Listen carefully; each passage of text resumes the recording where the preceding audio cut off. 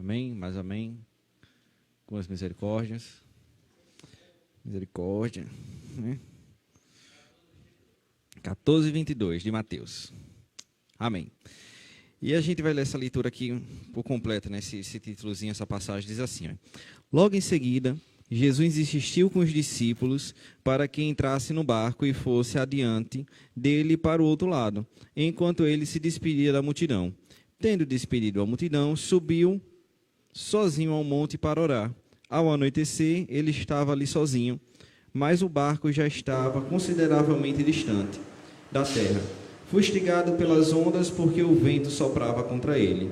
Alta madrugada, Jesus dirigiu-se a eles andando sobre as águas, sobre o mar. Quando o viram andando sobre o mar, ficaram aterrorizados e disseram: "É um fantasma", e gritaram de medo. Mas Jesus imediatamente lhe disse: "Coragem, sou eu, não tenham medo." "Senhor", disse Pedro, "se és tu, manda-te ir ao teu encontro sobre as águas." "Venha", respondeu ele. Então Pedro saiu do barco, andou sobre as águas e foi em direção de Jesus. Mas quando reparou no vento, ficou com medo e começou a afundar e gritou: "Senhor, salva-me." Imediatamente Jesus estendeu a mão e o segurou e disse: "Homem de pequena fé, por que você duvidou?" Quando entraram no barco, o vento cessou. Então os que estavam no barco adoraram, dizendo: "Verdadeiramente tu és o Filho de Deus." Depois de atravessar o mar, chegaram a Genezaré. Amém? Só até aí, para que a gente possa aprender um pouco mais essa noite. Eu acredito que é aquilo que a gente já tem ouvido nessa casa. Amém?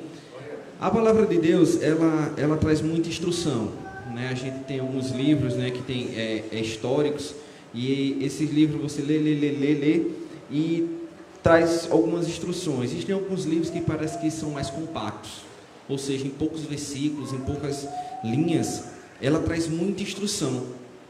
E vou querer ser resumido, mas o que eu vou trazer hoje é a informação aqui que fala quando Pedro afunda. Como é que se inicia essa história? Jesus está em terra firme com seus discípulos e uma determinada multidão, ali um pouco antes da multiplicação de pães, a primeira multiplicação de pães. E nessa multiplicação, depois Jesus insiste que os seus discípulos atravessem no mar e vá até o outro lado, né? A palavra de Deus fala bem assim, ó, que ele insistiu, né? Então provavelmente os discípulos disseram bem assim: não, vamos ficar por aqui, vamos ficar com você. Mas Jesus disse assim: não, vá vocês, eu vou ficar, vou me despedir da multidão. Jesus se despede da multidão e vai orar. Depois de orar, ele vai encontra o barco andando sobre as águas. Amém? Enquanto isso, os discípulos ali, eles, ainda sendo de dia, né, quando eles se despedem de Jesus, eles entram no barco e seguem caminho para atravessar até o outro lado. Porém, a palavra de Deus fala que os ventos estavam contra ele. E eles remavam, eles lutavam, tinham ali pescadores, tinham homens capacitados para estar naquela situação, e eles lutaram ali basicamente a noite toda. No versículo 25 diz bem assim, ó, é alta madrugada, e no grego, né, aqui nas observações da minha Bíblia, diz que esse horário, né, essa alta madrugada, seria entre 3 horas e 6 horas da madrugada. Jesus, quando se despede dele, era ainda de dia. Ele fala: ó, eles saem ainda de dia, Jesus vai orar, e nesse de Jesus e orar é que anoitece. E durante todo esse trajeto, eles lutam contra as ondas, eles lutam contra o vento, e não vão muito distante, né? Ou seja, eles vão uma determinada distância, mas eles não conseguem chegar ao seu propósito. Isso remando a noite toda. Depois de terem servido aquela multidão de pães, andando de um lado para o outro, servido a multidão, eles ainda enfrentam essa grande peleja, que é estar sem Jesus no barco, somente com a orientação dele para atravessar. E o que é que os discípulos fazem? Eles não esmorecem, eles continuam lutando, continuam remando, continuam naquela peleja para fazer aquilo na qual Deus tinha obedecido. E aqui a gente traz uma lição para a gente, porque Jesus aqui ele não estava no barco como outro episódio que a gente mencionou aqui no culto passado. Jesus agora estava fora do barco, mas Jesus aqui tinha dado uma direção para os seus discípulos, dizendo: olha, vão e atravessam. Ou seja, Deus ele tinha colocado os seus discípulos naquela situação. Ou seja, mesmo ele não estando no barco, mas a palavra de Deus para que eles avancem, que eles cumpram a missão, já é o suficiente para que a gente olhe e diga assim: não, se Deus mandou, então a gente vai, que a gente vai ter vitória. Sendo que nesse caminho, Jesus ali vê a peleja deles, vai até o encontro deles. E quando ele vê aquele homem andando sobre as águas, ele diz: é um espírito, é um fantasma. Atemorizado de gritar de medo, ou seja, você imagina o grande temor que aqueles discípulos tiveram, que eles chegaram a gritar de medo, que Jesus teve que dizer assim: não, peraí, sou eu, não precisam ter medo. E aí Pedro chega e fala bem assim para ele: olha, se és tu mesmo, peça, deixe que eu vá até você sobre as águas. A gente tinha ali 12 discípulos, só Pedro faz essa proposta a Deus. Só Pedro diz bem assim: deixe eu ir contigo sobre as águas. Jesus, as águas e essas ondas, esses ventos, eles significam nada mais, nada menos que as dificuldades que enfrentamos em nossas vidas. Então, a palavra de Deus ela tem que ser prática. Ela não pode ser teórica. Ela não pode ser tipo: olha, eu li aqui essa passagem fala sobre águas, fala sobre vento, então já sei, se eu tiver uma embarcação aqui, não é assim que funciona. Vocês têm que imaginar qual é a dificuldade que eu tenho em minha vida, qual é a luta que eu estou travando com o inimigo que eu ainda não consegui vencer, qual é a minha dificuldade. Então a gente olha a nossa dificuldade e nos coloca nessa situação.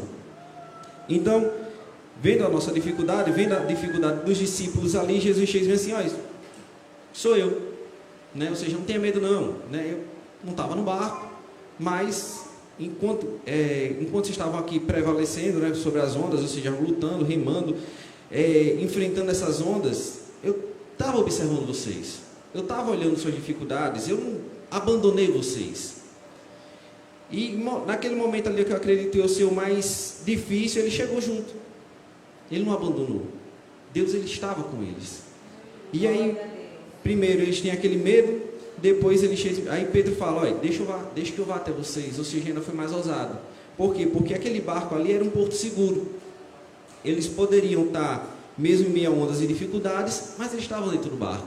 Eles tinham alguma coisa para pisar, para dizer bem assim: olha, eu estou pisando aqui é meu porto seguro. E Pedro é o único que diz bem assim: não, eu vou me afastar desse porto seguro e eu vou até o Senhor, se assim o Senhor quiser. Se o Senhor disser assim: sim, venha, eu vou. Se o Senhor dizer não, fica aí, eu fico. E a gente conhece a história. E Deus diz: venha. Pedro sai do barco, começa a caminhar até Jesus. E no meio do caminho, ou mais próximo de Jesus ou mais próximo do barco, ele olha as ondas e ele começa a afundar. E o que me chama a atenção, que é o que eu queria passar para a igreja hoje, é que quem olha é Pedro. A palavra de Deus poderia dizer bem assim: embora ele estivesse andando sobre as águas, porque Jesus tinha ordenado, veio uma onda forte e grande e deu um caixote nele, ficou fazendo ele bolar ali sobre a água. Não, as ondas estavam agitadas de um lado para o outro, o vento estava forte, mas o vento e a onda estavam no canto deles, e Pedro andando sobre as águas. A atitude de olhar para as ondas, ou deixar de olhar para Cristo, que foi aquele que deu a ordem para ele fazer aquela determinada coisa, foi de Pedro. Então, a gente pode estar se encontrando assim em nossas dificuldades. Deus dando uma ordem dizendo: venha, ou atravesse o mar no barco, e a gente olha para as dificuldades e vê assim: eita. E quando a gente olha, a gente afunda. É simples assim. Olhou as dificuldades, a gente está afundando. Olhou as dificuldades, a gente está esmorecendo na fé. É somente olhando para Cristo, olhando para aquilo que Ele falou, olhando para a sua palavra, é que a gente vai permanecer firme, que a gente vai seguir sobre as ondas, ou seja, sobre as dificuldades da nossa vida. Mas mesmo vacilando na fé, Pedro ele chega e clama por socorro. Ele andou sobre as águas, ele estava no barco, estava no porto seguro. Jesus veio andando, ele dizia assim: eu quero andar sobre minhas dificuldades. Esse negócio de ficar aqui no porto seguro, não. Eu vou andar sobre minhas dificuldades. Peça, né? Deixe eu ir. E ele dizia assim: vá, venha. Deus poderia dizer assim: não, venha todo mundo. Mas só ele pediu. Ou seja, isso mostra a dificuldade da nossa fé. E mesmo assim, de 12, só um foi. E desse só um, ainda no meio do caminho ali, ele afundou. E meio a esse afundar, em meio a esse olhar dificuldades, ele grita por socorro. E Deus, mais uma vez, estende a mão e resgata Pedro. E resgata ele de sua dificuldade, mostrando para a gente que em momento nenhum Deus ele nos abandona. Em momento nenhum Deus ele não nos deixa só. Deus ele está conosco de contínuo. Basta somente que a gente ouça a palavra dele e obedeça aquilo que ele está pedindo para a gente fazer. Porque enquanto a gente estiver fazendo aquilo que ele pediu para a gente fazer, ele vai estar conosco. A gente pode estar no barco olhando para o lado e dizer assim: Jesus ficou na praia. Mas se o negócio apertar, ele vai aparecer. A gente pode até achar que ele é um fantasma, ter medo, mas ele não vai deixar a gente enganado. Ele imediatamente diz assim: não, sou eu estou aqui com vocês. Por que o medo? E se a gente for mais ousado ainda e dizer bem assim: olha, eu quero parar de ficar refém dessa minha dificuldade. Eu quero estar que nem o Senhor, andando sobre as águas, né? Sobre minhas dificuldades. Eu quero isso. Senhor, me permite isso. E aí Deus com certeza vai dizer assim: claro, foi para isso que eu trouxe vocês aqui, foi para isso que eu vim, vai ser para isso que eu morri, para que vocês andem sobre a dificuldade e mostrem para os outros que é possível andar sobre as dificuldades, que é possível andar sem ser refém dessas dificuldades. E se a gente andar pelas dificuldades, e mesmo assim no meio do caminho a gente vacilar por não estar olhando para aquilo que a gente deveria olhar, Deus mesmo assim ele vai dizer assim: olha, mas eu estou contigo. Amém? E a gente termina a história aqui, Jesus indo com Pedro até o barco, né? E quando Jesus entra no barco, aquelas ondas que afugentavam o barco, né, de um lado para o outro, elas simplesmente cessam. E a palavra de Deus fala que imediatamente eles chegam até o outro lado. Ou seja, Deus ele cumpre aquilo que ele falou. A missão dos apóstolos, daqueles discípulos era chegar ao outro lado. E com Jesus eles chegaram ao outro lado. Se não fosse por Jesus, ou seja, se a gente andar fora da direção de Deus, a gente não vai conseguir chegar ao outro lado. E a gente pode pensar assim, que Deus é poderoso, Deus ele poderia fazer que nem da última vez, né? Vente, mas se aquietem, né? Embora ele tenha feito isso pelo medo, né, dos discípulos, que também não era a vontade de Deus. Era a vontade de Deus que eles simplesmente descansassem. Mas ele poderia ter feito isso. Mas uma coisa que a gente tem que entender é que Deus ele tem propósito em todas as coisas na qual ele se propõe a fazer. Se Deus ele chega e diz assim: olha, vá, ele tinha um propósito dos discípulos irem só. Eles tinham um propósito de os discípulos verem ele andando sobre as águas. Ele tinha propósito nisso tudo. Então a gente pode estar passando por uma dificuldade na nossa vida, que a gente vai dizer assim: rapaz, isso aqui não é propósito nenhum. Mas com Deus nada é de graça. Se a gente estiver passando por alguma dificuldade, com certeza vai ter um propósito. A gente vai estar entendendo, talvez os discípulos ali não entendessem, né? Naquele momento, talvez alguns ali poderiam até ter morrido sem entender.